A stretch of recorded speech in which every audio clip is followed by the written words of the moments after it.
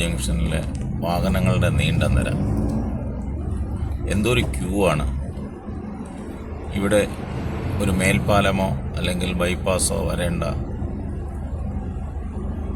കാര്യം അത്യാവശ്യം തന്നെയാണ്.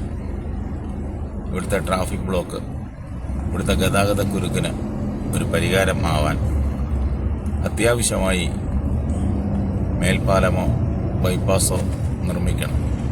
ഇതിവിടുത്തെ ജനങ്ങളുടെ വർഷങ്ങളായിട്ടുള്ള ആവശ്യമാണ്. പിണറായി സർക്കാർ ഇതുവരെയും അതിനൊരു നടപടികളുമായി മുന്നോട്ട് പോകാൻ സാധിച്ചില്ല എന്നുള്ളതാണ് അറിവ്. ഇവിടെ ഒരു മേൽപ്പാലം പണിയാനുള്ള പദ്ധതിയൊക്കെ ആസൂത്രണം ചെയ്തിരുന്നു എന്നാണ് കേൾക്കുന്നത്. അത് കിഫ്ബിയെ ഏൽപ്പിച്ചിട്ടുണ്ടെന്നും കേൾക്കുന്നു. പക്ഷേ നടപടികളൊന്നും